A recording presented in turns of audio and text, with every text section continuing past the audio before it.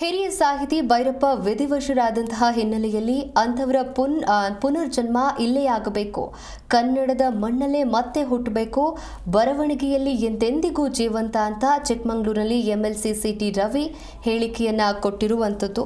ಕನ್ನಡ ಸಾರಸ್ವತ ಲೋಕದ ಧ್ರುವ ನಕ್ಷತ್ರ, ನಾಡಿನ ಹಿರಿಯ ಸಾಹಿತಿ, ಕಾದಂಬರಿಕಾರ ಎಸ್ಎಲ್ ಭೈರಪ್ಪ ಅವರು ನಿಧನರಾಗಿದ್ದಾರೆ. 94 ವರ್ಷದ ಭೈರಪ್ಪ ಅವರು ಇತ್ತೀಚೆಗೆ ವಯೋಸಹಜ ಕಾಯಿಲೆಯಿಂದ ಬಳಲ್ತಾ ಇದ್ರು. ಬೆಂಗಳೂರಿನ ರಾಜಾಜಿನಗರದ ರಾಷ್ಟ್ರೋತ್ತನ ಆಸ್ಪತ್ರೆಯಲ್ಲಿ ಇವತ್ತು ನಿಧನರಾಗಿದ್ದು, ಇವರ ನಿಧನದಿಂದ ನಾಡಿನ ಸಾಹಿತ್ಯ ಪ್ರೇಮಿಗಳಿಗೆ ದೊಡ್ಡ ನಷ್ಟವಾಗಿದೆ ಅಂತಾನೆ ಹೇಳಬಹುದು. ಇನ್ನು ಈ ಕುರಿತಂತೆ ಚಿಕ್ಕಮಗಳೂರಿನಲ್ಲಿ ಎಂಎಲ್ಸಿ ಸಿಟಿ ರವಿ ಮಾತನಾಡಿದ್ದಾರೆ. ನಮ್ಮ ನಾಡು ಕಂಡಂಥ ಅತ್ಯಂತ ಶ್ರೇಷ್ಠ ಸಾಹಿತಿಗಳಲ್ಲಿ ಒಬ್ಬರಾಗಿ, ಸಾರಸ್ವತ ಲೋಕದ ದಿಗ್ಗಜರಾಗಿ, ಪದ್ಮಭೂಷಣ ಪದ್ಮಶ್ರೀ ಪ್ರಶಸ್ತಿಗೆ ಭಾಜನರಾಗಿ, ಸರಸ್ವತಿ ಸಮ್ಮಾನ್ ಪ್ರಶಸ್ತಿಗೆ ಭಾಜನರಾಗಿ, ತನ್ನ ಕಾದಂಬರಿಯ ಮೂಲಕ ಪಾತ್ರಗಳಿಗೆ ಜೀವ ತುಂಬಿ ಒಂದು ರೀತಿಯಲ್ಲಿ ಪರಕಾಯ ಪ್ರವೇಶ ಅಂತ ಹೇಳಬೇಕು, ಪಾತ್ರದೊಳಗೆ ಪರಕಾಯ ಪ್ರವೇಶ ಮಾಡಿ ಅದನ್ನು ಓದುಗರ ಮನ ಮತ್ತು ಹೃದಯಕ್ಕೆ ಮುಟ್ಟಿಸುವ ರೀತಿಯಲ್ಲಿ, ಒಂದು ರೀತಿಯಲ್ಲಿ ನಾವು ಓದ್ತಾ ಅದರೊಳಗಡೆ ಮುಳುಗಿ ಹೋಗ್ತಿದ್ವಿ, ತಲ್ಲಣರಾಗ್ತಿದ್ವಿ. ಆ ರೀತಿ ಒಂದು ಶ್ರೇಷ್ಠ ಸಾಹಿತ್ಯ ಕೃತಿಗಳನ್ನು ಕೊಟ್ಟು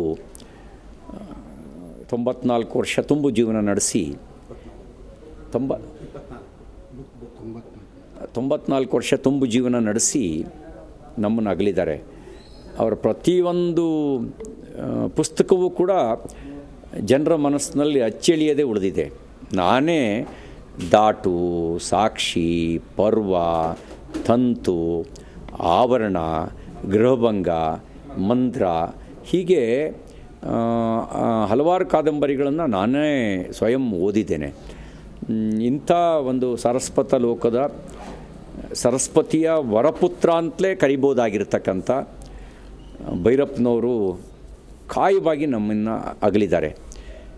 ಅವರು ಧ್ಯೇಯವಾಗಿ ಅಲ್ಲ, ಕಾಯವಾಗಿ ನಮ್ಮನ್ನು ಅಗಲಿದ್ದಾರೆ. ಇತ್ತೀಚೆಗೆ ನಮಗೆ ನಮ್ಮ ಬಸವರಾಜ ಬೊಮ್ಮಾಯಿಯವರು ಅವರು ಶಂತೇಶಿವರಕ್ಕೆ ಹೋಗಿದ್ದರು. ಅವರು ಮುಖ್ಯಮಂತ್ರಿ ಆಗಿದ್ದಾಗ ಸ್ವಯಂ ಭೈರಪ್ಪ